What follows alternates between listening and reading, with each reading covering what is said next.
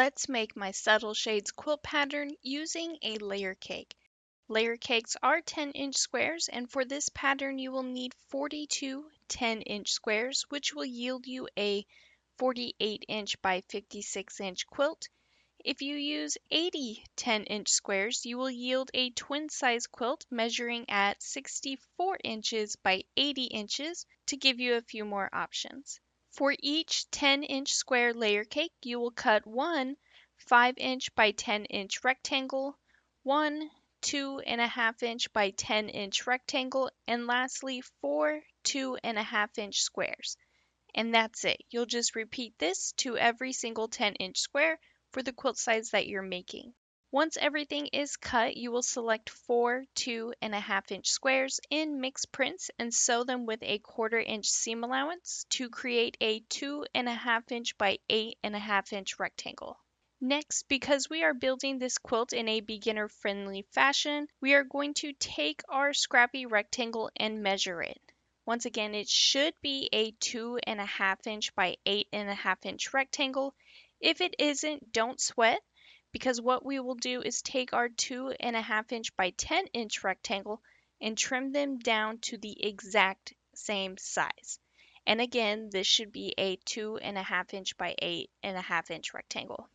Once trimmed down to the proper size, you will take a separate print from your Scrappy rectangle and sew it to the right side with a 1/4-inch seam allowance to create a 4.5-inch by 8.5-inch rectangle.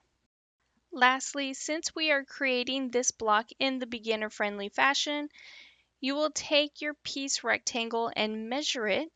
It should be a 4.5-inch by 8.5-inch rectangle.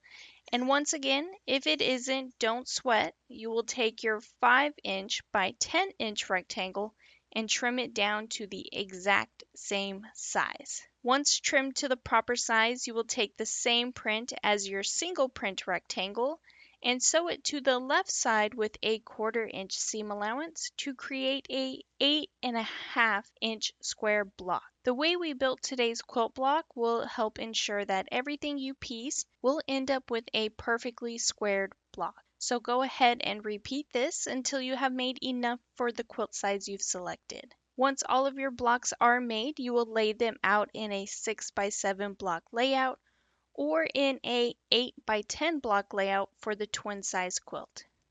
You'll want to place the checkered strip towards the top for the odd columns and the checkered strips towards the bottom for your even columns. Then, as always, you will sew your blocks together to form rows, and lastly, sew your rows together to complete your quilt top. Here is what my subtle shades quilt pattern looks like all finished. For the backing, I am using a print from within the collection. Then for the thread choice, I am going with glide threads in the color peach. And here is what my quilt looks like all quilted. Once again, one layer cake will yield a 48-inch by 56-inch quilt.